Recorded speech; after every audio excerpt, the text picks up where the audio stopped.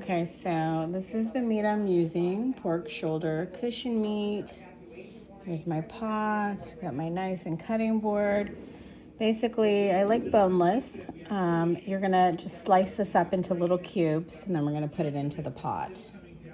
So this is the cubed meat. So you wanna just try to cut it up, small, so it's not huge chunks. I'm gonna fill this up with water. Okay, so you're gonna cover the meat with water.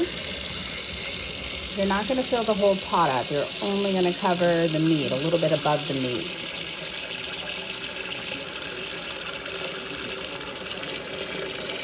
You see the water level. There we go. Okay. If the line is slightly above the meat, we'll do a little more. So here is the can of hominy. I cut it open. Now I'm gonna drain it. So basically you just wanna make sure that you get all of the liquid out of the can. The meat is pretty much been cooking the last like 2-3 hours. So the meat is cooked.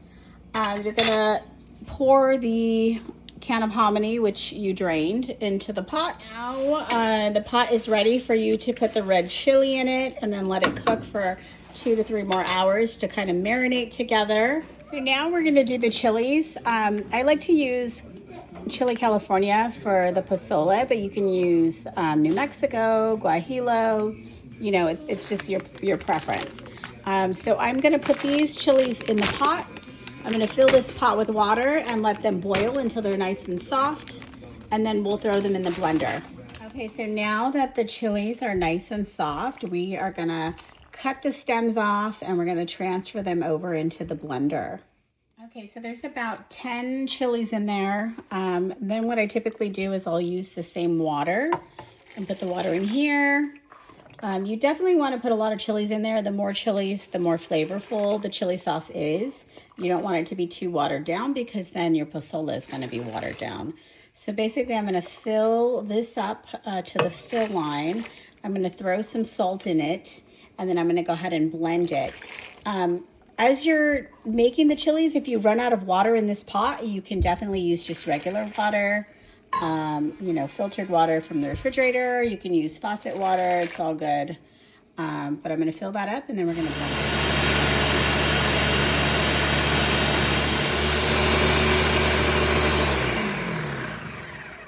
Okay, that's been blending about 3 or 4 minutes. I definitely like to let it blend for a while so that you don't see any of the chili skin in there. I don't strain my chili after I blend it. I just pour it directly into the pot. Okay, so here's the chili. We're just gonna directly pour it in. And you're basically gonna repeat this process until you have made enough chili to fill this pot up. So it's been cooking now for about 4 hours. Let's go ahead and take a look at it. Looks good. We're gonna go ahead and serve some to see how it tastes, but it looks pretty good. Didn't lose too much of the liquid level. So now that our posole is all done, I transferred it to the crock pot just to keep warm for our guest. I'm gonna go ahead and serve some. So we can go ahead and serve some posole. We can go ahead and top it with some cabbage, some cilantro, some onion, and a little bit of oregano. And it's ready to eat. Grab my spoon.